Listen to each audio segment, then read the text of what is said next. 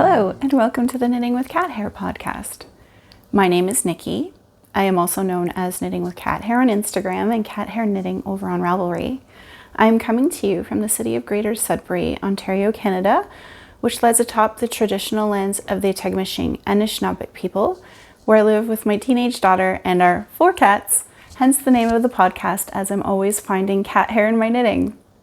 So a big warm welcome to all new viewers and a big welcome back to all returning viewers. I'm so glad that you're deciding to take some time out of your busy day to spend with me today. So this is my first podcast episode for 2026. So first off, I just want to wish you guys, everyone, a happy new year. I hope that 2026 is starting off well for everybody and you're getting lots of making done. Okay, so I am just going to jump right on into things. I have quite a bit to share today. And so yeah, I'll start with what I'm wearing. So today I am wearing my Brightfeather. It's a pattern by Jennifer Steingass. I'll just stand up so you can see it. I'm just wearing it with a little skirt today.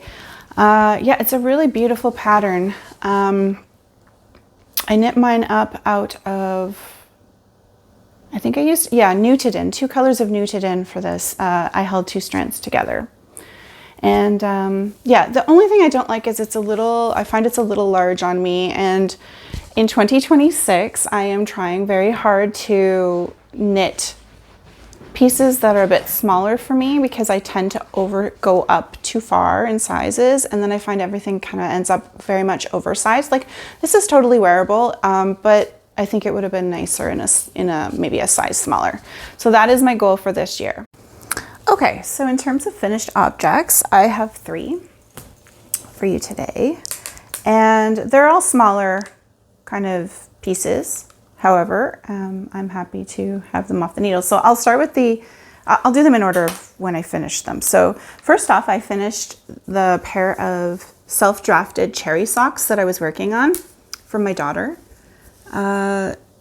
You can tell the difference here. So this one has been blocked, but this one hasn't yet. So it's a lot more crinkly, and it is superwash yarn, but it's still, I think blocking still makes a difference, especially for color work. It just helps the stitches flatten out and kind of smooth together better. So these were a bit of a trial and error. As I mentioned, they're self-drafted. So I did design the cherry pattern myself, and I chose to stagger them. And that caused some issues. I mentioned this in a previous podcast where, because at some points I was holding 3 strands of colors to throughout the row. So it just resulted in a very tight fit. I had my daughter try them on and she could not get it over her heel.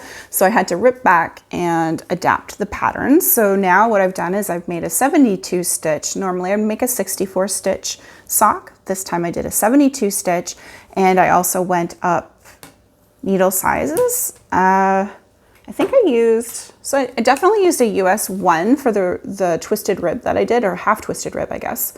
So half twisted rib is just where you knit through the back loop and purl regularly.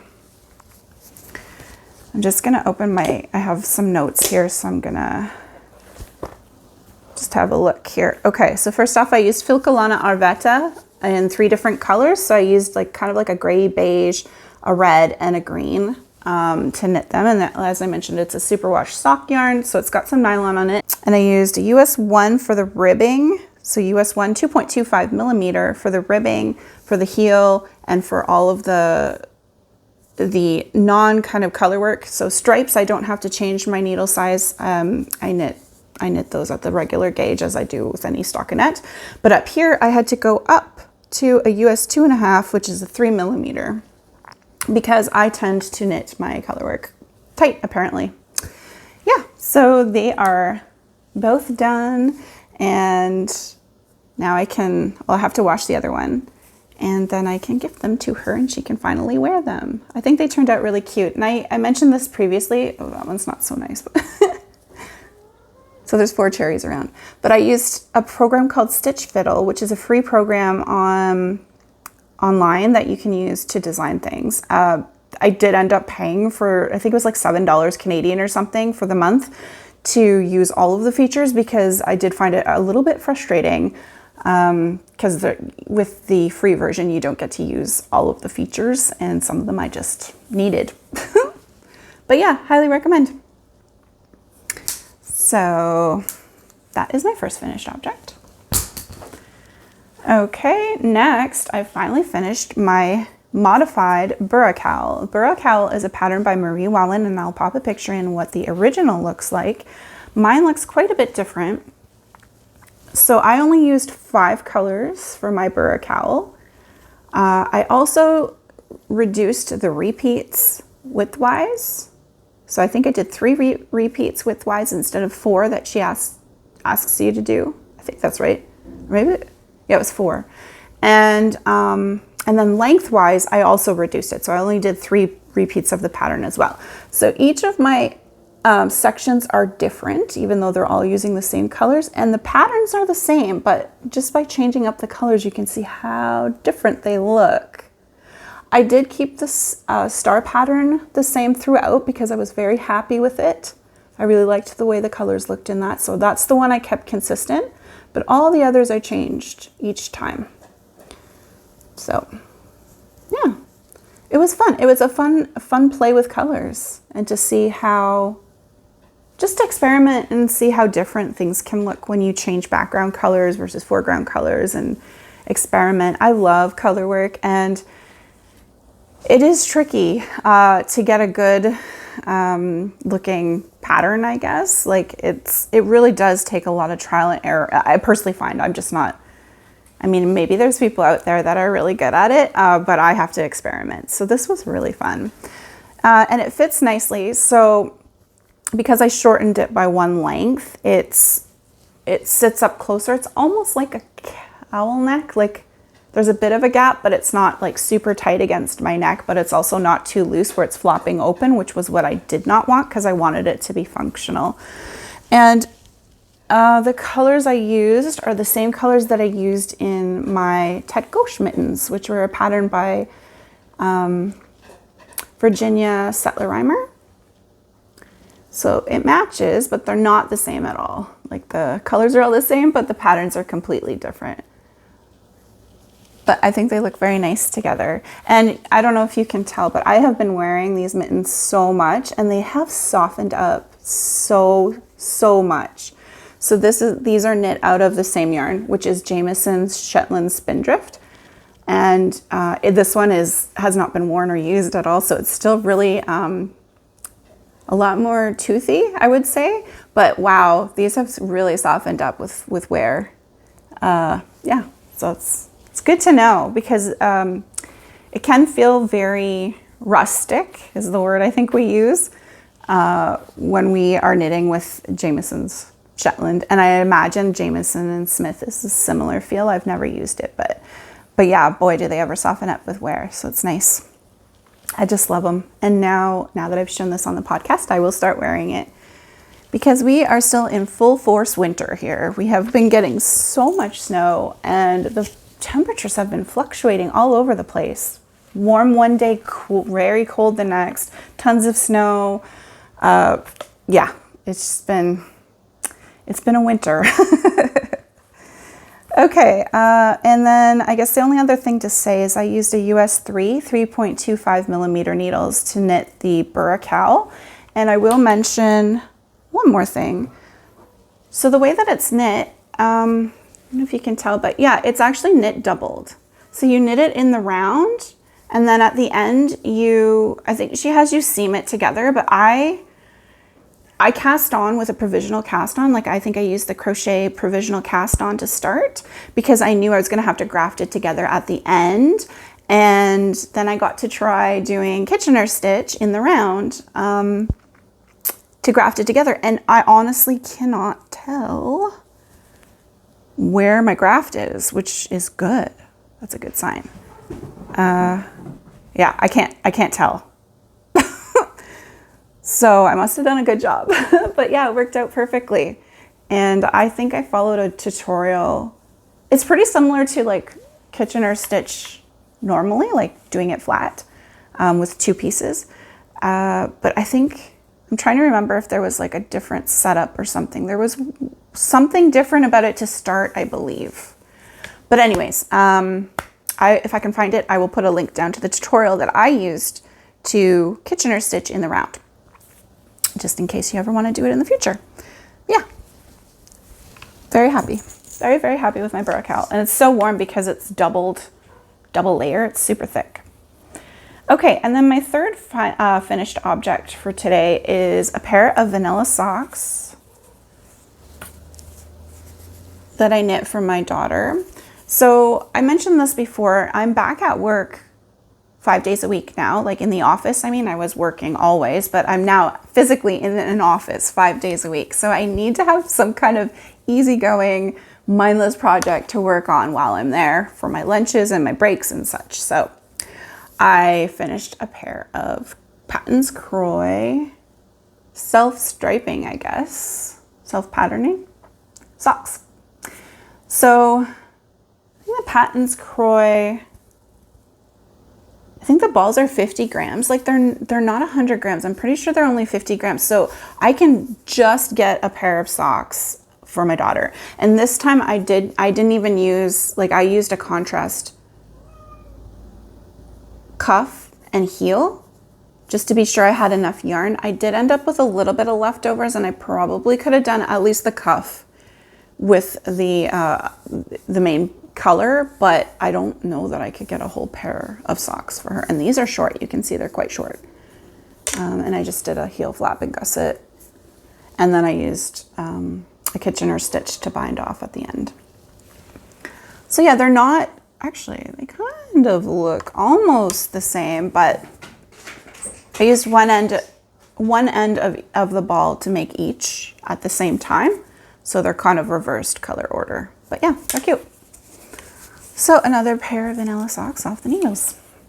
And I use a US 1 2.25 millimeter needles to make my socks, and I cast on 64 stitches.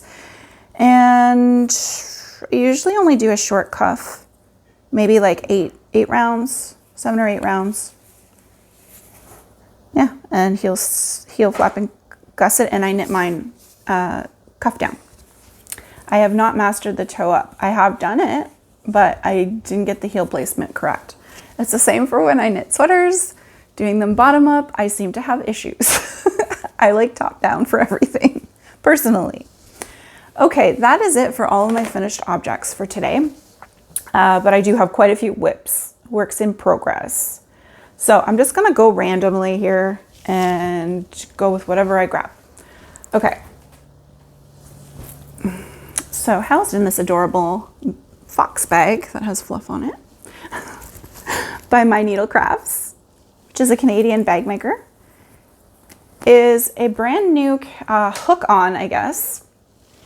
It is called the Alma sweater. Yes, the Alma sweater. And the reason I started this was because my best friend reached out to me and said that she wanted to try and up her crochet and knitting game. So she's more of a crocheter. She tends to spend a lot more time crocheting because she likes the quickness aspect of it. And she doesn't usually use patterns, which is like, she's so creative. She just creates things on the fly, and she's remarkable in that way. I am very much, I have to follow instructions. I can modify things and stuff like that in knitting, but yeah, the things she does in crochet are remarkable. Anyway, so she reached out to me and she said she wanted to try brioche crochet for the first time, and sent me a picture of a pattern that she was thinking of getting, or that she did get, and asked if I wanted to join in. And I said, sure, I've never done brioche crochet. Sure, let's give it a go. So that was a few weeks ago, and I promptly started it to do a gauge swatch. And I find, I don't know, because I'm not as fluent in crochet, I have more difficulties maybe doing gauge swatches and understanding what I'm counting, if that makes sense. I find it way easier in knit to see the stitches and to count them and whatever, do a gauge swatch. So this might be my first gauge swatch I've ever done. But I did end up getting gauge, which is shocking. And so I'm crocheting the Alma sweater by Tatsiana. I'm using Hillis Vågsolia in Lisbrun. And Hillesvåg in beige. So they're two non-superwash yarns. I think, wait, am I showing you the back? That's the back. Here's the front. It's this lovely, very textured brioche crochet, which looks a lot like knitting brioche. So it is, I'll show you the inside. So it does create like a double layer, and it does, you are doing kind of 2 rounds per row. So you use one color the first round, and then you come around and do the second color the second round. So it does take, it's slow going, especially for me not being a prolific crocheter, but it's really fun, and I'm almost done the color work. And so I'll pop a picture in if I haven't done that already to show you what the finished piece looks like. And you will note that my collar is not tall. I have opted to do a shorter version collar. So I actually started the pattern, I started it further down. I can't remember exactly what round, but I skipped all the collar because I wanted it to be more like this, lower. I don't care for the rolling, so I'm gonna probably pick up, and I think I'm gonna use knitting and just like either my friend recommended maybe crocheting just a chain around to tighten it up and to stop it from curling, or I could go in and pick up and do some knitted ribbing at the collar. I'm still undecided. So I haven't separated for sleeves yet because I'm still doing the yoke. It looks like it fits okay, and I'm looking forward to getting to the body. And so I think I started this, I looked at my notes, January 23rd was when I started doing a gauge. And by gauge, I just started doing the actual crochet, and then so I could measure it and see how it was turning out. And I got together with my friend on the weekend. So today's Monday. I got together with her on Saturday, and she watched her basically finish off hers. She was already done. She started February 1st, so she started like a week after me, and she's completely done like the whole body and the sleeves and everything. So she is a very, very quick crocheter, and I am not. I also do, like, this isn't 100% the reason, but part of the reason is definitely the yarn that I'm using. So because I'm using a non-superwash yarn, I don't know if you can see, but it's kind of like almost loosely plied. So it pulls apart. It's a 2-ply, I believe.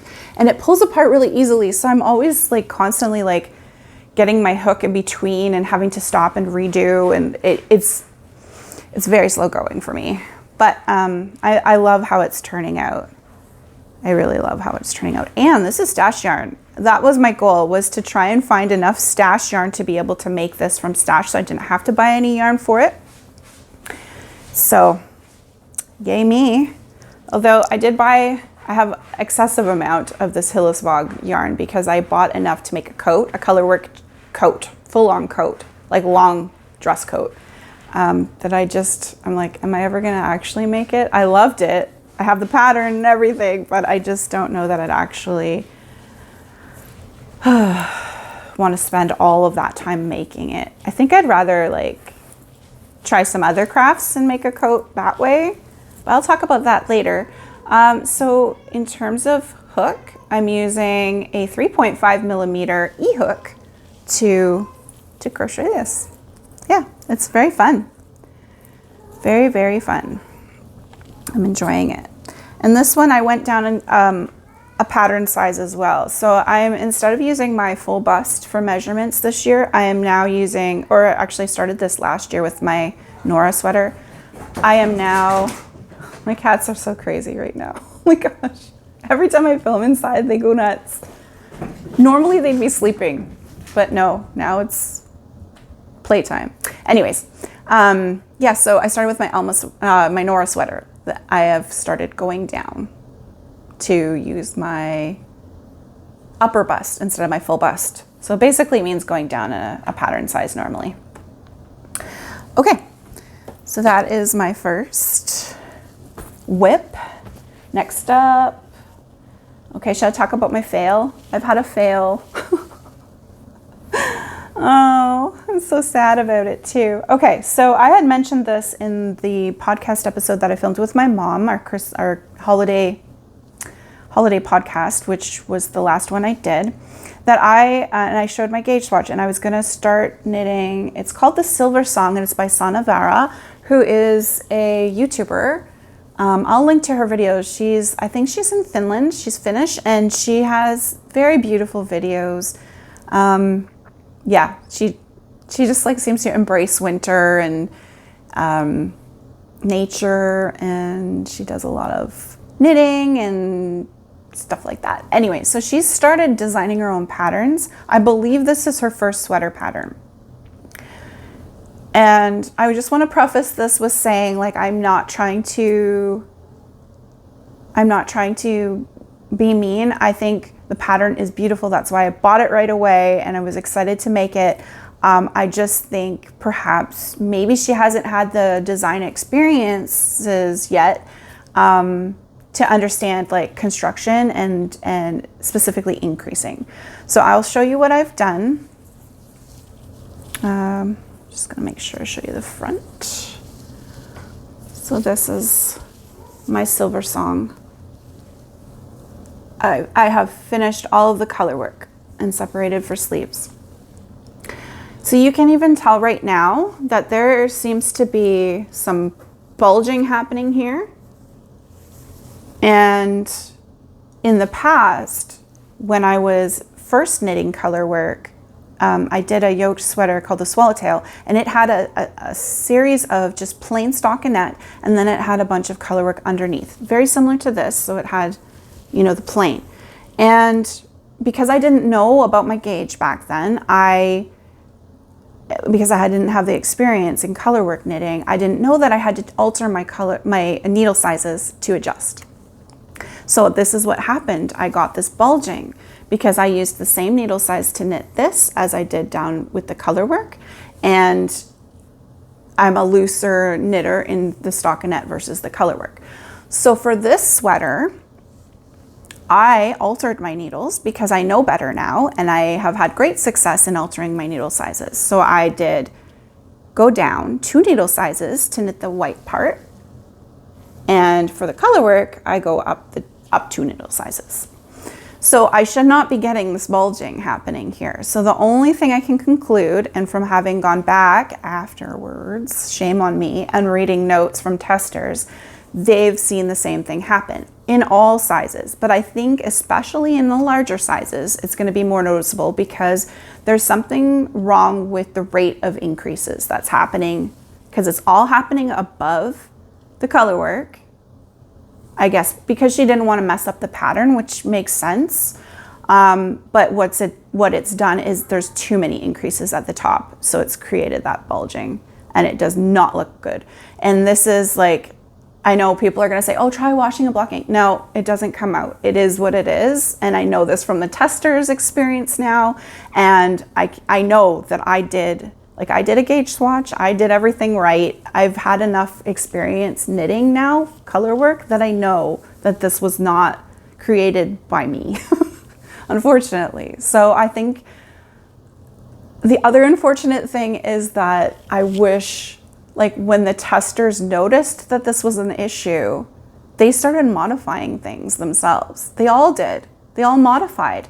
And I was like, why aren't you, as a tester, you should be telling the designer, and the designer should be modifying it so that future knitters don't have that experience and that's fixed. So I don't know if they were newer testers and maybe they didn't know. I don't know. All I know is that that's kind of the tester's job. The tester's job is to test knit and make sure that the pattern fits or turns out as intended.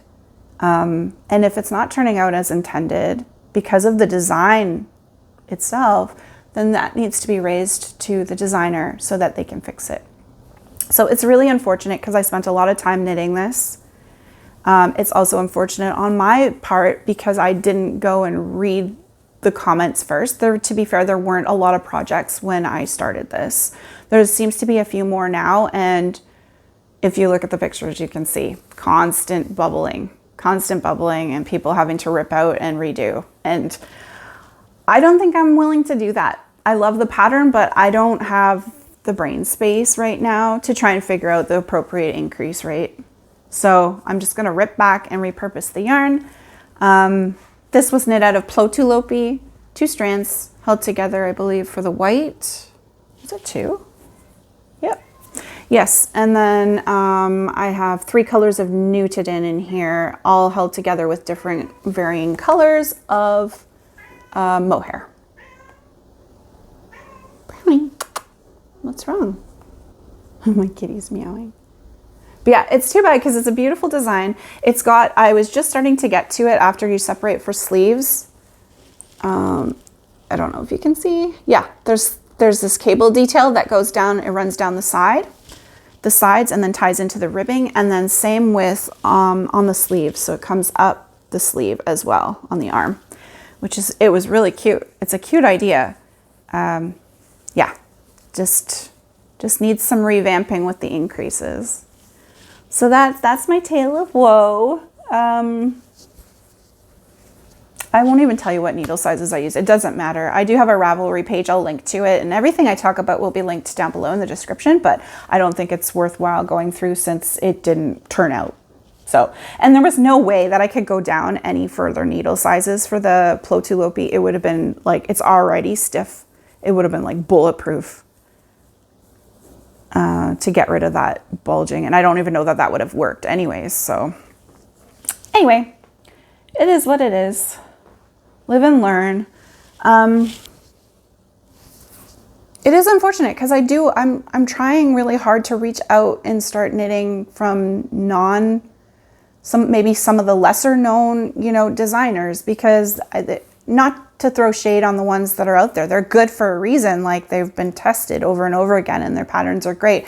But I really would like to support some of the smaller designers too, But yeah, you just have to be careful, I guess, with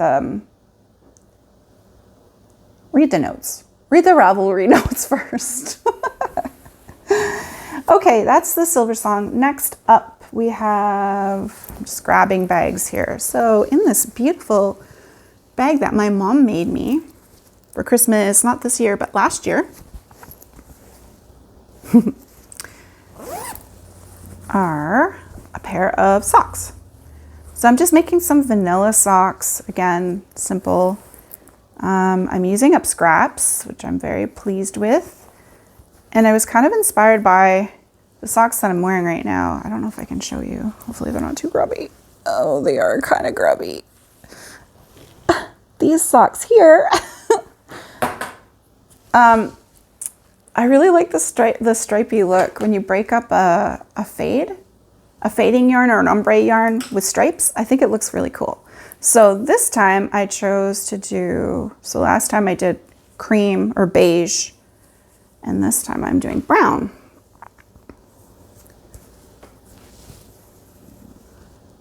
So I'm knitting them, yeah, they're from 2 different balls of yarn, but they're the same colorway. It's just, I obviously started with different spots in the balls. So this one's fading from pink to yellow, and it will eventually start turning into the blues. And this one's going the opposite direction. It's fading from blue, and it'll start going into the yellows and then the pinks. So the yarns I'm using for this are some stash, as I mentioned, that I've had. I have this one of a kind, I think it was like one of those misdyed colors or whatever, from Sweet Georgia Yarns that I ordered way back when I first started seriously knitting. This is the color. It's a brown. I know it's showing up more of a burgundy. It's actually more dark brown, but it does have a purple undertone. So this is the brown. And then I'm using this Loops and Threads color changing yarn. That's so fuzzy. It looks like a single ply, and it's super fuzzy, and it doesn't look like it's very spun, like it's quite loose. But it does have nylon, and it is a sock yarn, and it's super wash as well. So is the Sweet Georgia. So they're both washable, and yeah, deep stash here. So very happy with that. Again, just using my US 1 2.25 millimeter needles. I did, I don't know, like 7 rounds of 1x1 rib no twisted rib this time. And I'm about to start putting in my heel flap and gusset, which I will do in the brown. And then start striping again. So yeah, really fun. I don't know, stripes go so fast. I just cast these on a couple days ago and they're going so quickly. They're so fun. Okay. What else do we have here? I have my Nora sweater, just housed in this adorable bag by Blue Rabbit House. This I am using, the Nora sweater is by Irene. And I am holding 2 yarns together for this. I'm using a Cascade Heritage, which is actually a sock yarn, held together with Filcolana Tilia, which is a mohair. So this is the sweater. I put the body on hold for now. I was tired of ribbing. So I'm doing a whole bunch of ribbing at the bottom. I'm altering the pattern, modifying it. I wanted a tighter fit down below. And so now I've gone on to this huge sleeve, which is definitely the most gorgeous part of the sweater. It's got this beautiful diamond pattern on it. And they're very large and voluminous and just gorgeous. And this was supposed to be my Christmas sweater this year. Obviously didn't make it, but hopefully by next Christmas. Yeah. It's very nice. I like it. But the sleeves are taking forever and they are just so wide. So I probably could have gone for smaller sleeve size. But this, like I said, this is the first sweater that I started using smaller, going down a size when knitting. Instead of using my full bust, I used my upper bust size to choose the size. Sorry, just looking at my notes to see what I can say about it. The colorways, so they're not showing up accurate at all on screen. They're much darker, moodier, purpley dark. Like this looks like a bright pinky. It's not like that in real life. So I'm using wine, the colorway wine for the Cascade Heritage, and the colorway fuchsia for the mohair. And I'm using US 4 3.5 millimeter for the ribbing and a US 5 3.75 millimeter for the rest of the body.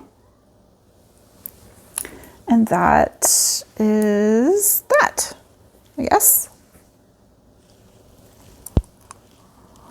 Okay, and then we have my Saven.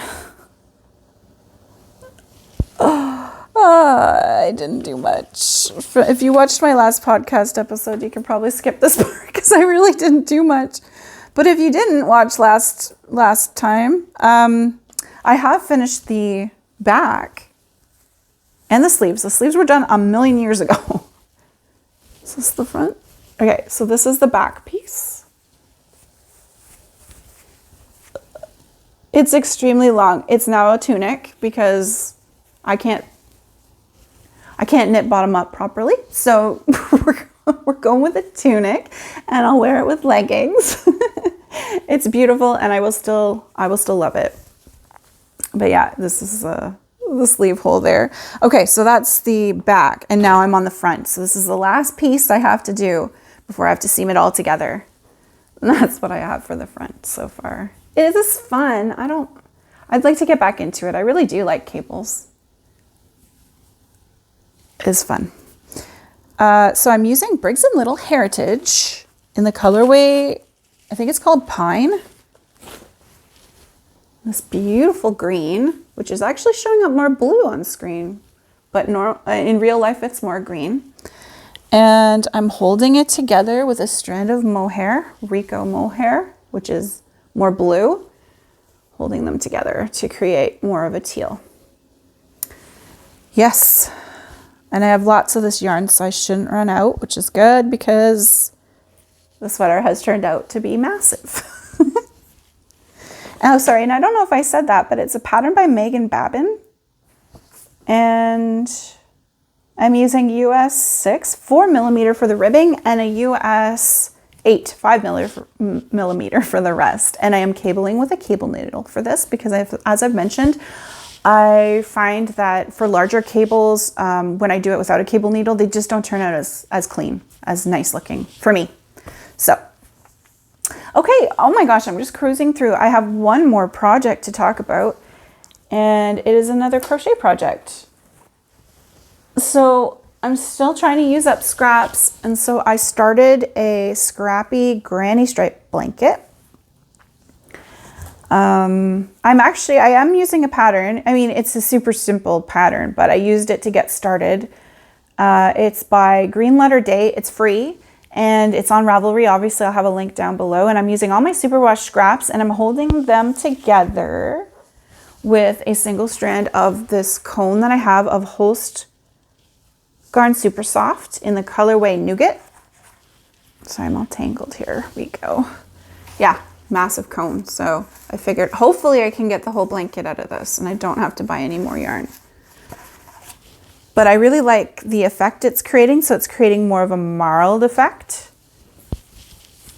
And so if you look closely, you can see the white kind of in each of the rows. I just find it helps the colors blend better. And it's so happy and cheerful. And I call this my Yana blanket because it so reminds me of Yana from Finished Knitting Stories. It's totally something she would make. And I'm also to try and also kind of provide a consistency to it. I'm also every 5th row, I'm putting in just a white, like a cream speckle. Every 5th row. So it just keeps it keeps a little bit of a lightness to it no matter what colors I use. Yeah, the colors in real life actually look less stark than they do on camera. But I'm very happy with it, and it's a large blanket. It's well, I can't even show it all. It's queen size. It's gonna fit a queen size bed, so that was my goal, to make one for my room. And yeah, I'll just keep on using different scraps until I have a big enough blanket. And then that should get a lot out of my stash too. So like I said, I'm using superwash, mostly singles. Like I don't really knit with singles, especially superwash ones. I did when I first started seriously knitting, I was buying all of the superwash singles. Like hedgehog fibers was like, yeah, I was spending so much on hedgehog fibers. And then I was like, what am I going to make with all of these? And now that my tastes have changed completely, like I don't typically buy superwash yarns other than sock yarn once in a while for socks, but like I don't typically use them to make my garments or anything. So I was like, what am I going to use all of these for? And they're all just single skeins of different colors that I just couldn't think of any other use. And I don't wear shawls. I know I'm weird that way. A lot of people love shawls, and I could see the enjoyment that you can get from shawls.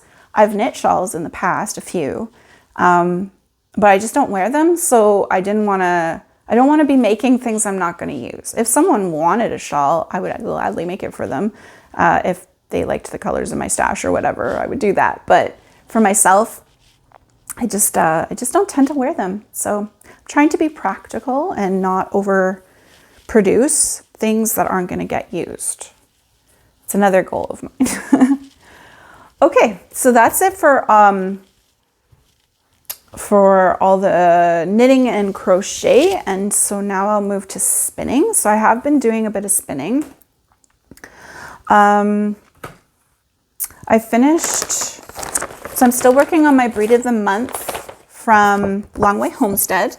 So if you're not familiar with it, Long Way Homestead puts together this Breed of the Month club where every month you get sent, you can choose between the yarn option. So you could get the yarn or you could choose the fiber option and then spin your own yarn. So I chose the fiber option, and they're all they're all different. So you get like a year's worth, 1 month, every month kind of thing. And each one is a specific breed from across Canada, somewhere in Canada. So they're all Canadian. And this time it was Blue Face Leicester. And I did enjoy spinning this one. However, I'm still struggling. But it turned out like it's definitely usable. It's bouncy. It is not overspun. If anything, there are parts where it's slightly underspun. But I'm still happy with the outcome. I feel like it's very soft. Actually, it's very nice. Now that I'm revisiting it, it's not bad at all. It's pretty consistent, but it's a lot thicker than, so I'm still trying to get a fingering weight. I can't seem to accomplish that on my middle whorl, which is what I'm using now so that I don't overspin. Oh, it's trial and error and I just have to keep at it. So that was the Blue Face Leicester. Again, not a bad spin. Like I enjoyed spinning that one. And the reason I say that is because the one I'm working on right now, I'm not enjoying one bit. And I may actually, I've never given up on one yet, but I might give up on this one. But I did also finish. So my lovely friend Andre, who has the Osteo Knits podcast, she's part of our knit group too. So I see her most often on Monday nights when I go to knit night. She was kind enough and gifted me a hand-dyed braid of mystery fiber. We don't know exactly what it was, but it was my first time spinning kind of like a hand-dyed, multicolored braid. I'll pop a picture in so you can see what the original braid looked like. And this is what I got. It's all pink and blue and a little bit of purple. I had so much fun spinning this. Like it wasn't the easiest spin for me because the fiber was a little matted. So I had to do a lot of pre-drafting, that's not a big deal. I don't mind doing pre-drafting. But I think it was like the staple length was a little bit shorter than I'm used to. So I did struggle, and there are a lot of pieces that are, I would say, underspun. See, like especially like right there. But some of them are good. And it went so fast. I think this was like 58 grams or something like that. And I spun it in 2 sittings, which is like unheard of for me because the colors make it so interesting. And so the way I did it was I split the braid in half and then I just spun each half separately and then plied them together in the same color order. So that's how I ended up with this like very defined color breaks. So I don't know what this will look like knit up. It's a very pastel-y. totally not my personal choice, but it's interesting to see how the braid turned into this. Yeah, so it was really fun. And so, like I said, now I'm working on let me grab it. I don't remember what it is.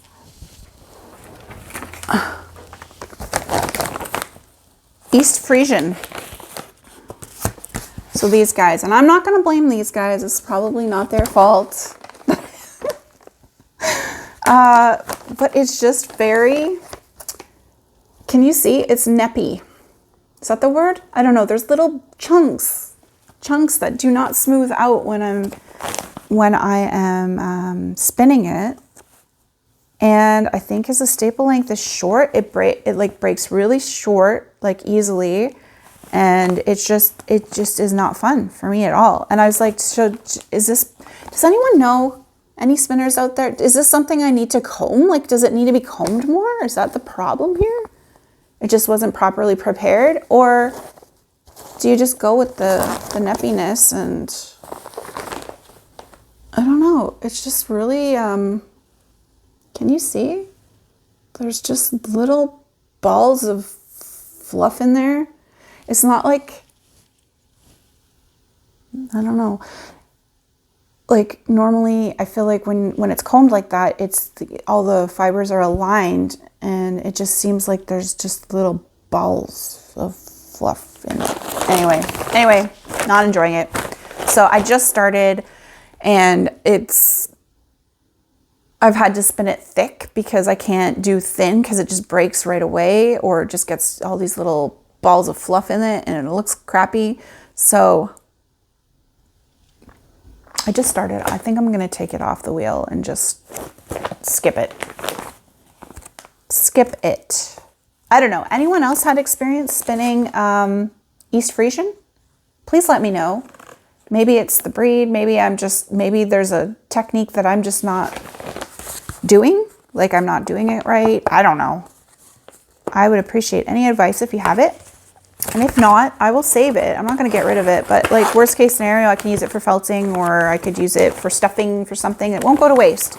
I just might not spin it because that is not enjoyable at all. And I've spun fiber in the past that I didn't particularly enjoy. Targi comes to mind, but I muscled through it. This I couldn't even. I was like, this is really frustrating. Okay, so that is basically it for spinning. So now I'm going to talk about some acquisitions. And the reason I'm talking about the acquisitions is not only because I want to mention a project that I'd like to make in the future, and I bought the yarn for it, but also because I'm very excited to share that we had a new yarn shop open up in our city. It's called 3 Stitches, and I visited it on the weekend with my best friend, and we were so excited. And the store owner, Paulina, and her coworker Karen were so welcoming and so inviting and just answered any of our questions and were so accommodating. Like if there was something that we were looking for, they were happy to write that down and to look into ordering something that's either that or similar or whatever. Like just super amazing customer service. And so I did make some purchases from the store. So I want to share those.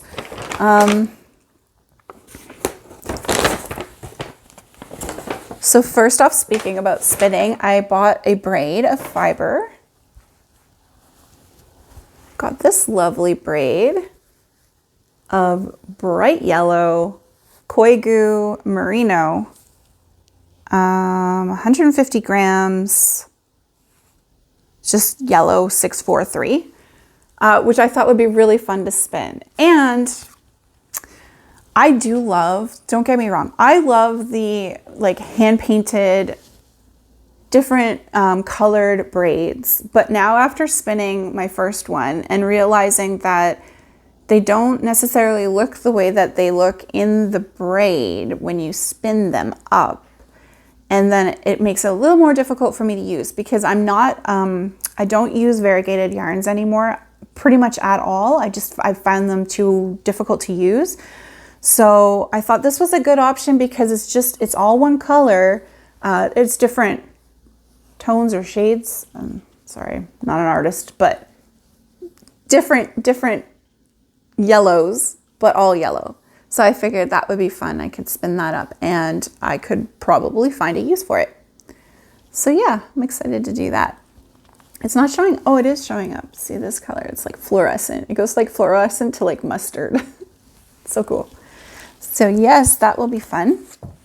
I got a braid of that, and I got these adorable labels that made me laugh.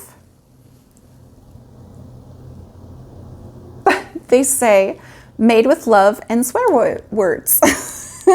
I feel like I should get this for my mom, actually. We both swear a little bit. Some more than others when we're knitting. I do, for the most part, find knitting very relaxing, and spinning at times can be very relaxing.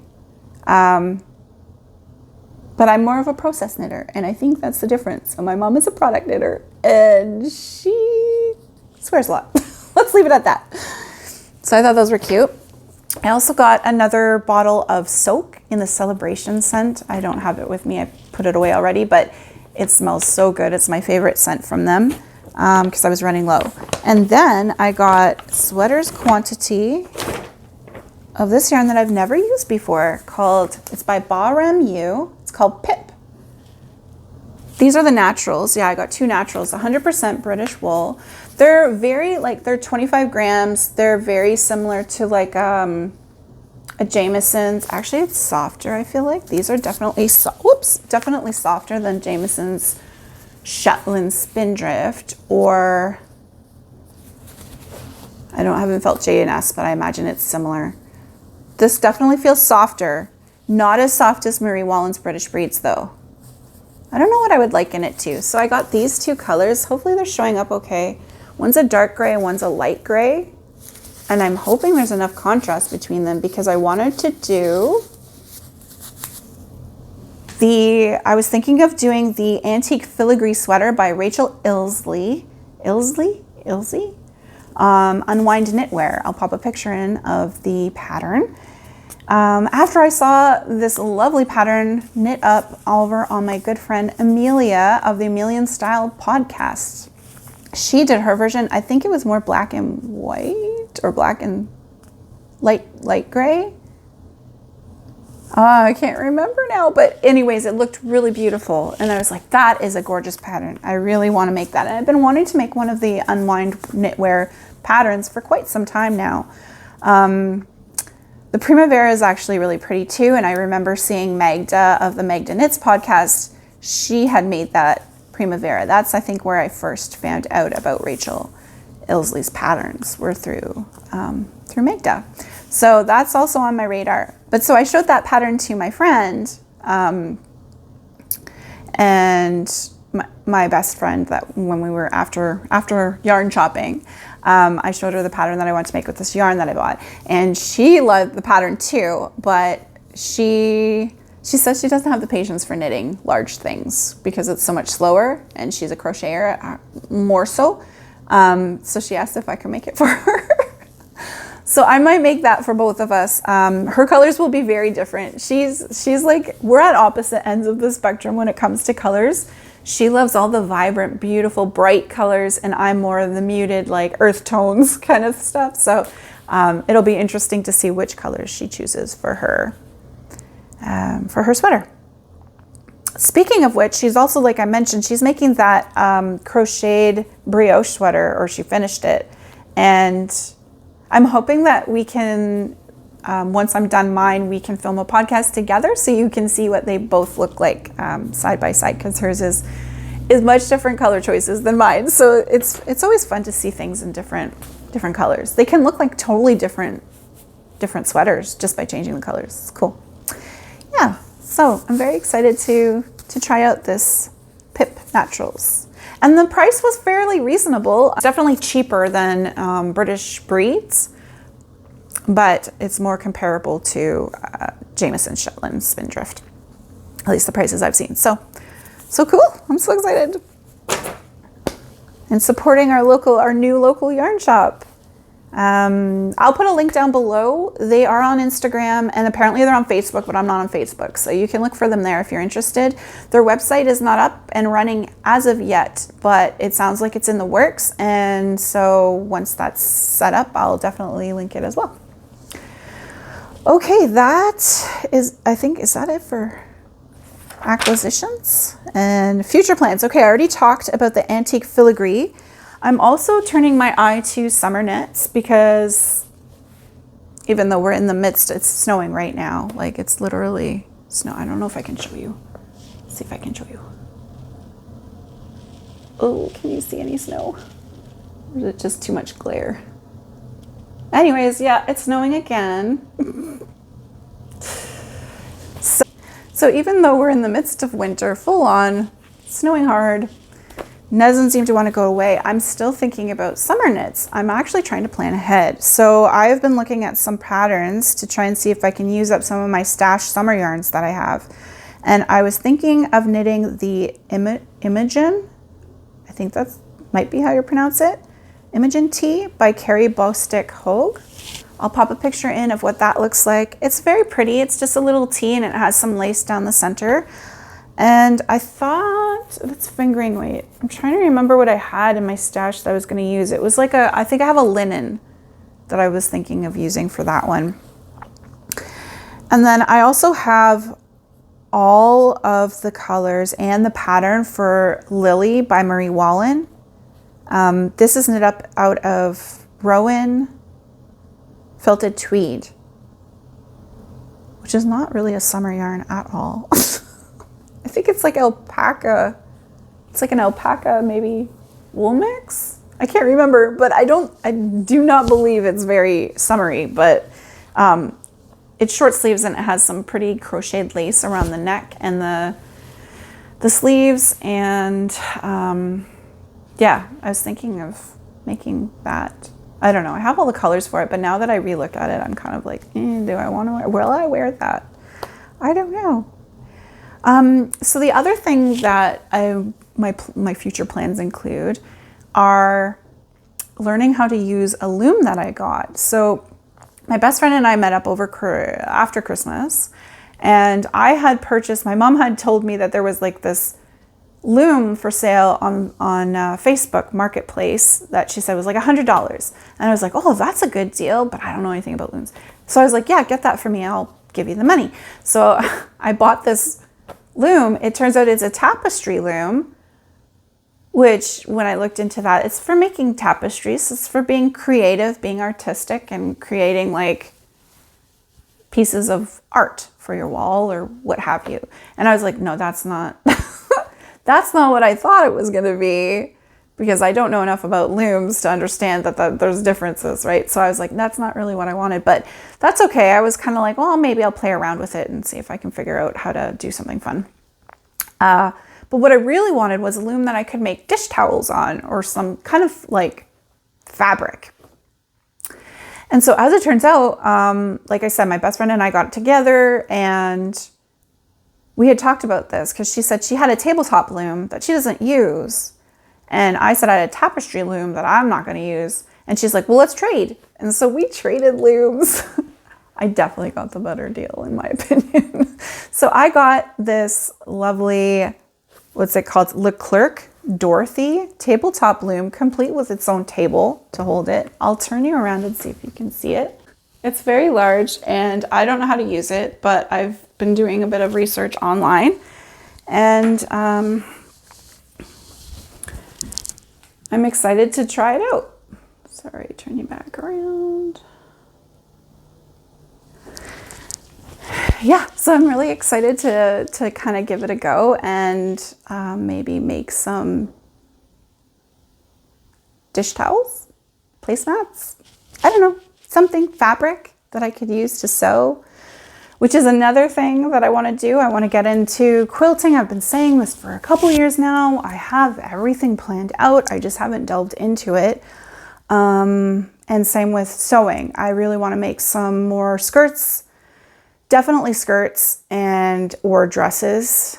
I have a whole bunch of linen in different colors that I'd really like to put to use. And now that I'm starting to wear my dresses and skirts more often, like even in the winter with leggings underneath, I just feel like, yeah, I'd like to up my wardrobe, my me-made wardrobe. So those are my plans, but I feel like some of them, and I don't know, maybe I'm weird like this, but like I don't feel, I guess we'll move into maybe, oh wait, I haven't talked about books. But basically, I don't want to delve into new crafts because I feel like I'm not in a stable environment yet. I don't mean mentally, but maybe some days. But like in terms of the house situation. So I'm still in the house that my partner and I bought together. And so I need to move. I need to find a new house to move into. And so I don't know what it is. There's this block on me where I don't want to start delving into new things, or I don't know. It's really strange, but it's like I don't feel settled enough. I just want to keep everything packed away, ready to move kind of thing. I don't want to start pulling stuff out except for my knitting, which is easy because like that's just easy for me. But yeah, that's where I'm at kind of craft wise. But I have all these plans. As soon as I get my new house, as soon as I'm settled in, I want to dive into all of these new crafts and do so many things, including gardening and stuff like that. But anyways, so that is it for future plans. And in terms of books, I've been reading a lot. I set a goal for myself to try and focus more on reading this year because was it last year? I think it was last year. I didn't read as many books as I did the year before. So knitting, my crafting seems to take precedence, as I'm sure many of us can relate to if you're watching this podcast. So I have been trying to make a concerted effort to read more books. So far I've already finished 5 books this year since January 2026. And I'm reading 2 more. So the books that I've finished are The Parable of the Sower by Octavia E. Butler. I enjoyed the book. I know there's people who really loved this book. I don't know if it was my headspace I'm in. That's the thing I find. Like, I could reread a book that I loved way back when, and I might not love it now because your headspace changes and how you view things changes. So it's hard to say. But anyways, I thought it was an interesting concept. The premise of it is it was actually written, I think, in the 1990s, but it takes place around this time, so in the 2020s.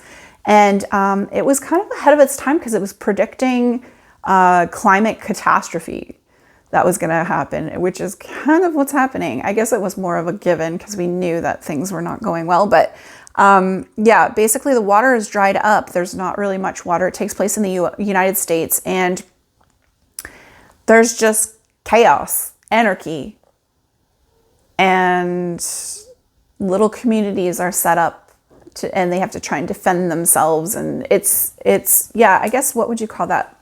Is it like a post-apocalyptic kind of scenario? Something like that, which is super interesting to me. I love those kinds of stories and shows and movies. But I guess, I don't know. Anyways, it was good. I gave it 3 out of 5 stars. It's not like, it wasn't my favorite book, but it was interesting enough. And interesting enough that I'm now currently reading the second book. So there's 2 books in the series. And that one's called Parable of the Talents. I'm having a harder time getting into this one. But I am reading it. I've only just started. I think I'm in like the first few chapters of the book. So I haven't really given it a full chance yet. But I'm hoping it turns out well. So it does take place afterwards. It's a carry forward from the original book. So it's interesting. Okay, I also read Dandelion by Chai Yun Liew, who is a Canadian, I believe Chinese author, which was really interesting. I think it was on the Canada Reads list, or it was one of the contenders. I don't think it won, but I remember my friend Andre from the Osteonits podcast talking about it. And so I had added it to, I have this really long running list of books to read.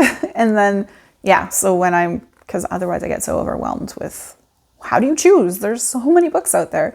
So anyways, yeah, I found it really interesting. I liked it. I gave it a 4 out of 5 stars. And what else? Housekeeping by Marilynne Robinson. I can't remember where I heard about this. I feel like it was another knitting podcaster. But I can't remember who it was. But it was interesting, this one. It was kind of I felt like I was watching, it was like watching a movie. Some kind of series of unfortunate events, or Mary Poppins-ish. I don't know. It just had maybe darker version of that. It just had that feel to me of kind of whimsical, but dark whimsical. So it's about 2 sisters whose family members pass away in kind of weird circumstances. And so they kind of get passed along to new family members to take care of them. I don't know. It was just really interesting to me. I really enjoyed it. Yeah. It's quite whimsical. The Summer War was the next book I read by Naomi Novik. Did not enjoy that one. It was a fantasy, and I'm not really a big into the fantasy genre. Although I haven't read too many fantasy books, to be honest. This one was just kind of it was a light read. It was very quick. It just didn't have much. To me, it wasn't much substance. It was almost kind of like a fairy tale story. So yeah.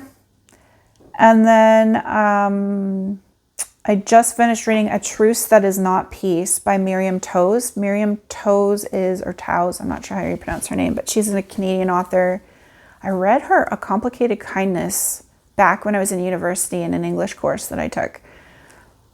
I feel like I enjoyed that book, but I can't remember what it was about. So this one is actually, I would say it's nonfiction because, yeah, it's basically from her point of view, the author's point of view, thinking about her life, and it has a very trigger warning, very high focus on the suicides that have occurred in her life, like in her family. So it's dark, but she adds a bit of like sarcastic humor to it. So I found it actually quite interesting. I enjoyed it. Okay, and then I'm currently also reading, so I said Parable of Talents, and I'm also listening to Amazing Grace Adams by Fran Littlewood. Don't remember how I heard about this book. I think I may have just like in audiobooks, it just came up as a recommendation on Cloud Library where I get my books. So this one's hitting a little too close to home. So sometimes I'm kind of like, I have to stop listening to it because it's too relatable in my life right now. It's about a woman who's she's in her 40s and she's going through perimenopause and dealing with a teenage daughter who's kind of shutting her out of her life. Luckily, I don't have that. I don't have that part going for me, but she has like failed relationship, job precariousness, and then all the perimenopausal symptoms that are happening and stuff like that. So I just feel like, I'm like, yeah, it's funny, it's humorous, and slightly sad in a way. Like I do feel for her, especially when it comes to her daughter. Like I can't imagine. I'm very, very, very blessed to have a very close relationship with my daughter. So I just can't imagine how she feels. But yeah, so far it's good. Interesting. I can recommend it. Okay, and then moving on to life stuff. In January, we celebrated my daughter's 16th birthday. Oh my gosh, she's 16. So she was in the midst of exams. Her birthday falls right in the middle of their exam period every high school year now. So it sucks because we can't really celebrate too much. I mean, we did, what did we do? She and I went out for sushi. She asked to go for sushi. I made her a cake. Oh yeah, of course. The yearly cat cake. So it's not always a cat cake, but every year we have this thing where a little while ago when she was much younger, she asked me to make her this viral unicorn cake. This is how it all started. And I don't know if you've ever seen that show Nailed It, where people who have very little skills are asked to recreate these masterpiece baking things like cakes and cupcakes, and anyways, they're like sculptures. Anyways, so this was me basically. I was like failed it. I did the unicorn cake. It was a disaster. She didn't want fondant because she doesn't like fondant icing, so I had to use like regular icing, and I put it on when the cake was still, I think it was too hot, and it started melting off, and then I tried to fix it and it started pulling pieces of the cake off because I think it was still too, like it was just like not solidified. Now I've learned you put it in the freezer to make it hard, and then you can ice it better. I learned that just recently though. But anyways, it was a disaster. This poor unicorn cake was a disaster, and I was so upset about it because I tried so hard to make it look good. And I didn't, like, I don't know, I felt like I was letting her down. I felt so bad, and she's having all her friends over and it just looked like crap. And anyways, it was funny because she's like, Mom, I love it. Like, I love that you tried this. Like, it's so great. And we laughed about it, and it was really fun. So ever since then, she requests something and I have to make it. And if it doesn't turn out, it's even funnier. Like, I just try my best, right? So anyways, long-winded way to say that I've made a series of cat cakes. So for each of our, like, that look like the likeness of our cat. So she chose Tom a couple years ago. I'll pop a picture in of Tom's cake. Then she chose Pete, and that was last year. And this year she chose Sammy. pop pictures in so you can see all my cat cakes that I've done. And next year she's already decided will be Brownie, who is our 4th cat. So yeah, anyways, that was fun. I have fun with it and trying to be creative and use like different, if I can find different things in the grocery store or whatever to improvise things. Like I think for Pete's cake, I ended up using, what were they? They were like little chocolate sticks or something for his whiskers instead of drawing them on. Because he's a black cat, so I knew if I started trying to put white icing in there, it just wasn't, it was going to turn gray. I wasn't going to be able to do it. Anyways, it's fun. It's a challenge for me, and it's all fun and games, and I don't take it seriously anymore since the unicorn cake, so that's fun. So we celebrated her birthday. We went for sushi, just her and I, and then I think a couple nights after she was done all of her exams, we got together, like John, so her dad, myself, her sister, Abby, all 4 of us. We went to a Mexican restaurant that we have been going to every single year for Lily's birthday since she was like, I don't know, since she was able to choose a restaurant. She always chooses the same one, so we went there. And then for her party, we ended up celebrating it a little bit later just because weekend stuff. So Lily goes to see her dad every second weekend, so we had to kind of coordinate. She wanted to have her party here in this house, so we were able to make that happen. She just wanted it small. She just wanted a few friends over to spend the night, do a sleepover. I love open concept houses, are great. You feel very spacious, but they're also very loud. You hear everything. So I didn't get a ton of sleep, but that's okay. It was all fun for her. They had a great time. And now she's 16, and I gave her the driver's handbook and the testing handbook for her birthday. I wrapped them up and gave them to her for her birthday. I'm also paying for her driver's lessons. That's her big present. So I asked her to start preparing so she can do her written test, because once she does her written test, then she'll get her first. We have a graduated licensing system here. I don't know if it's the same for all the provinces, but definitely for Ontario.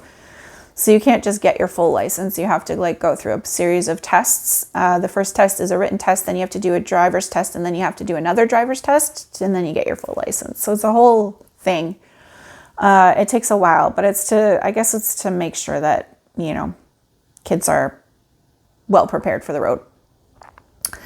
Hopefully. So yeah, I don't think she's cracked open those books yet though. So, okay, so there's that. The house, in terms of the house, like I mentioned, we just got all of the repairs done because all this stuff, oh my God, it's been going on for so long. Long story short, we had water come in our basement and tried to fix it, didn't fix it. Happened again, had to go through insurance, then had to get the foundation. We paid an enormous amount of money to prevent water from coming in our basement in the first place, and it still happened.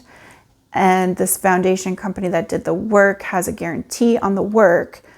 So when it came in again, like they had to come do a bunch more fixing. But what they don't tell you is, yeah, they cover the work, but they don't cover the digging. And they had to dig up with an excavator. They didn't do the whole perimeter of the house. They just did the areas where the water was known to be coming in. And so dig it all up and then put this waterproofing plastic stuff on the outside of the cement or concrete, whatever it is, foundation. And so they did that. And then water had come in and soaked our basement bedroom, master bedroom. We had a master bedroom in the basement. It had carpet. The whole basement was carpeted with this really nice plushy carpet, which is super soft and super nice and very warm. But if it gets wet and like you can't dry it properly, it starts to smell musty. So the whole bedroom, none of our belongings got ruined, but the carpeting all got just toasted, and the baseboards had like water damage on them. And so I was like, oh, I'm just going to replace the baseboards. And same with the living room. There was just a bit of water on the carpet and the baseboards were kind of shot. So I was like, my mom my mom came over. My mom's super handy. So she came over to help me replace the baseboards. And when we pulled the baseboards off, we found a whole bunch of black mold behind. And so we realized, and the drywall was crumbling. So we realized that the extent of the damage, the water damage, was much worse than I thought it was. Then I had to go through insurance. And so insurance, yeah, that took forever. So they came by, you know, did the inspection, told us we had to replace pretty much everything. Like, all the carpet had to be pulled out, all the baseboards, the drywall up to some parts, like almost all the way up to the ceiling, but a lot of it just like, I don't know how many feet, like 4 feet up maybe around the perimeter. So then they had to, take out all the insulation, put in insulation and lots of stuff. So they did the, what do they call that? The removal took 1 day. They did it. They had so many people, I think like 8 people. They came in, did everything, took everything out, put heaters and dehumidifiers in to dry everything up. That was awesome. No problem. Finished it in a day. But then the repairs obviously took a lot longer. And because it's like a coordinated thing, so like there's things that have to happen, you know, ahead of other things. And there's different people who do different things. So, you know, the people who do the floor don't do the trims, or the people who do the painting don't do the flooring. So it was a whole thing, and it didn't bother me. It took a while, and that's okay. It was over like the Christmas vacation, like Christmas holidays and stuff. I understand people's schedules. I was in no rush. I didn't want to move in the middle of winter anyways. So I was just like, take your time, get it done when you can. And I was lucky because my parents were staying with me, were here for that period of time. So I didn't have to constantly miss work to be home to let people in or deal with whatever. They handled it. So that was really handy. It was so awesome to have that. So yes, so needless to say, all of the repairs were finished at the end of January. What are we now? February 16th? Yeah, February 16th. So a couple weeks ago, they finally finished everything, signed off on everything, all done. It looks like a brand new basement down there. I managed to get, they wanted to put carpet back in. I didn't want that. I was mostly worried that my cats were going to wreck it because they were starting to scratch on it and it was pulling pieces up and it looked shitty. So I was like, yeah, I don't want carpet down there if I'm going to have to try and sell the house. And I think most people will prefer a carpet-free home. I don't know. I don't mind a carpet in the basement if the basement's dry and clean. I like it. I think it's cushy and cozy. It makes it more warm and stuff. But I think in general, it seems like real estate listings always say carpet-free home, which is supposed to be a bonus. So now we're a carpet-free home. So I got this it's like faux wood laminate, is it? Laminate or vinyl? Laminate put in the basement. So it looks like, you know, fake wood, which is a shame because we have like all these beautiful hardwood floors upstairs, but I could not afford it. And I was like, I'm not spending any more money on this house. I've already spent enough. John and I, we've already spent enough. We're done. We just need to get it fixed up and ready to go. So it's got all new baseboards. Everything looks nice. Paint job. We chose a different color. I went with my realtor. I asked her, I'm like, what color should I do? Because it was like, when we moved in, it was like dark. It was like grays and brown, I think. Dark brown on the one wall. It looks so dark down there. And she was like, oh, anything that's like an off-white color, like a latte or whatever. So I tried to... That's what I think I did, French latte or something. That's the color I think I chose. Anyways, looks better. Looks way better. Looks clean and nice. And I try and keep the cats out of there altogether just so that, you know, they're not scratching any walls or messing anything up. I just want to keep it nice. But 2 of my cats are able to sneak downstairs. We have a cat gate up, or I guess it's a dog gate. I don't know. 2 of the cats are skinny enough that they can sneak around it. So the other 2 fatties can't get down there. I just gotta fatten them all up. But anyways, yeah, so it's looking good. And so I let my realtor know, okay, the repairs are all done. We're good to go. Now I gotta find a house. So that week, was it Oh, no, it was last week. Oh no, it would have been the week before. But anyways, on the Wednesday, a house went up and I went to look at it with Lily. And it's from our old neighborhood where we moved from to come here. And so it felt very familiar. Anyways, the house felt like, I told her this, I'm like, this house feels like home. Like it just had that feel. It was like, I wouldn't even change a thing about the house. Even the colors, it was like, just very hippie-like, I guess, like more of like a greeny, sagey, turquoisey color. And then the kitchen was like this, like really happy yellow. And I'm not usually a yellow person, but it just suited it. It was such a cute house. Very small. Like I think it's smaller than the house we moved from, which was small on its own. I think it was like, our old house was like 750 square feet or something. This one felt smaller. It didn't have an upstairs. It was just one floor, but it had 3 bedrooms, but the bedrooms were tiny. I was like, I don't know if I could fit a queen size bed in any of these, because I have a queen size bed right now. I was like, all the bedrooms were the same size, 10 by 9. And I was just like, I don't even know. I don't know if I can fit my bed. And there was a serious lack of closets. That was the other thing. It had 1 closet in the house. 2 of the bedrooms had like just narrow closet, and 1 bedroom had no closet. And then there was no linen closet, no other storage closets in the house. On the outside, there was like an entryway or whatever. There was a closet out there where you could hang your coats. Like it was like a coat closet, and that was it. But it had an unfinished basement. I could have stored everything in there. Anyways, needless to say, there was also a huge crack in the foundation.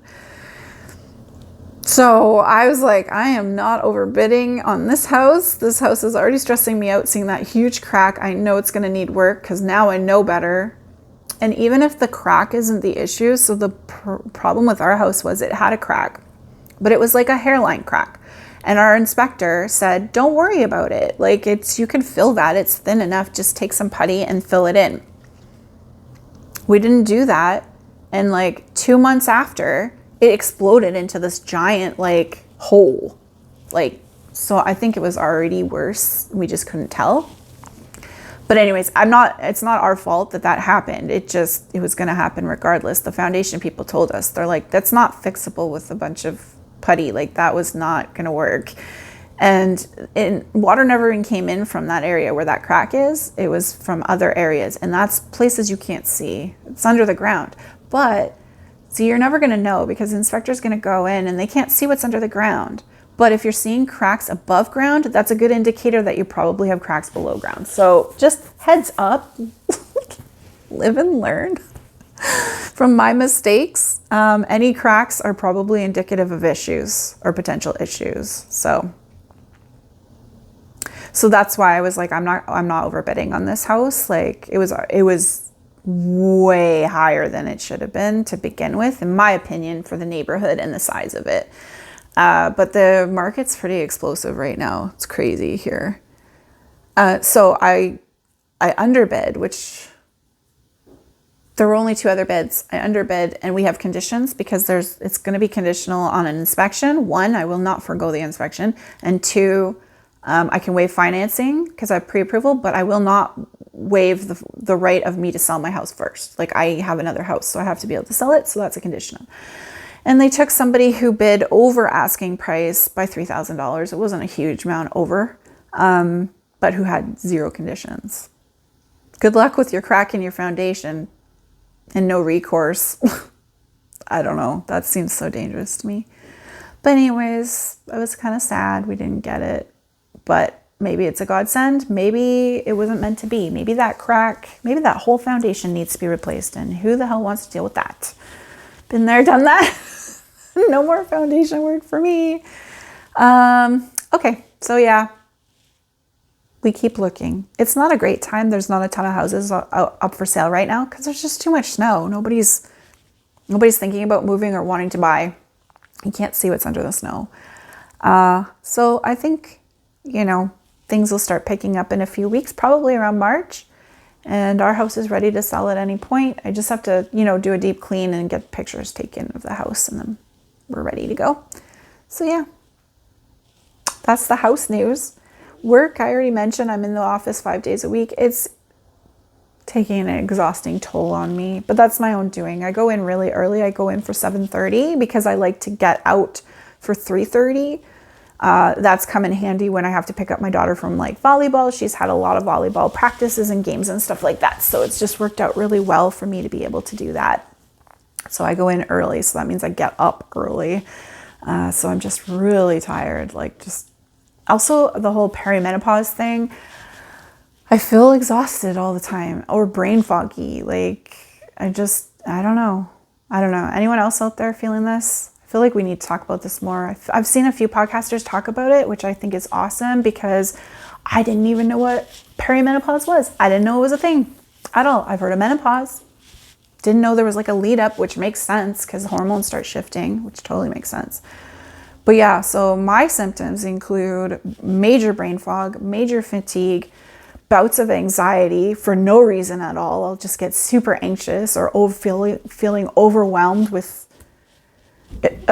It's ridiculous. I thought that was a COVID thing. I thought I was starting to feel that way coming out of COVID, but I think it just aligned with my hormonal shift because I still feel it. I get so overwhelmed when I have to do multiple things in a week. It's like if I have to do something every day of the week, I get like super overwhelmed. I start to stress out. And it's not even major things. Like sometimes it's fun things. Sometimes it's like knit night counts as a thing I have to do in the week. And that shouldn't be a chore. That should be a fun thing that I look forward to. But I just get overwhelmed with the amount of things sometimes that I have to do. I don't know. So I try to take it one day at a time and just focus on the task at hand and get through that and then move on. Because when I think about it, big picture, that's when I get overwhelmed. So it seems to be working better if I just focus one day at a time. But that's hard when you have to plan ahead. And anyway. So yeah, those are my major symptoms. I also have this all really weird one. I don't know if I've ever mentioned this on the podcast before, but I smell cigarette smoke. I don't smoke. No one in my family smokes. But I will get this like overwhelming smell of cigarette smoke coming from my house. And I should have clued in that it wasn't actually happening. So this happened back at my old place when I used to work in the basement. And my house is very close. Our basements are very close to the house next to us. And he's a heavy smoker and he smokes in his house. So I literally thought I was smelling his cigarette smoke through the basement, through the ground, into my, like, where I was sitting. And I was like, oh, it smells so bad. But then I started noticing when I went upstairs, I was still smelling it. No matter where I went, I was still smelling it. And it was so weird. And so I started looking it up. And of course, the first thing that pops up is like, brain tumor, like could be a brain tumor. And I'm like, oh my God. Is this like a brain thing? But no, they've done like CAT scans or whatever. It's related. It's either related to the sinus issues I have, or it's the perimenopausal thing, because I saw a whole bunch of people one day on Instagram talking about the fact that they were smelling weird things. One of them was smoke. Sometimes you smell garbage. It's all bad smells though, and like smell of like poop. Like, I don't know, all these bad smells. So I get the cigarette smell, which is annoying as hell. It doesn't last for too long. I do keep track of it now because I started getting worried because it went on for over a week one time. And I started getting worried about it. This was before I saw that it was a potential symptom of perimenopause. So yeah, I just keep track of it. But I haven't had it in a little while, but that's a weird symptom. So I think that's what it is from that. Anyways, judging by how many other women have had that too. Yeah. So, and I mentioned this on Instagram. If you follow me on Instagram, 2 days ago, I was getting ready to go out to the yarn shop, and I had done all my makeup, and I was looking at my hair, and I had like some frizzy ends sticking out, like, and I was like, oh, I need to like spray them down. So I grabbed a bottle of what I thought was my defrizzer shine enhancer stuff, and sprayed it. And I was like, whoa, it smelled so strong. It got like roses. And I was like, that's not the right smell. And then I looked at the bottle and I realized it was my like makeup brush cleaner. That's like an oil scented, it's like rose scented oil that you soak your brushes in to clean them from makeup. And I was like, I sprayed it all over my hair. Oh gosh. In my own defense, the bottles are both clear and they were both facing away. They didn't have the label facing me, so I didn't notice. Anyways, my hair was extra shiny, greasy looking. I didn't have time to shower because I was meeting my friend. Oh, anyways, and I smelled really strongly of roses. Didn't hurt my hair though. Anyways, it made me laugh. I literally sat and laughed my ass off after realizing what I had done. I'm like, my brain is just so fried. So yeah, perimenopausal brain there. Yeah. Okay, I have blabbered on long enough, I think. I don't think I have anything else to talk about today, but thank you so much if you made it to this far. I would love to know what you were making if you were sitting here knitting along with me while I was talking, or what you plan on making, or what's bringing you joy. If you'd like to leave a comment down below, and do make sure that you like and subscribe so that you don't miss any of my future videos. And hopefully I will see you in sometime in the next 3 to 4 weeks, not too far off. Happy making. Bye.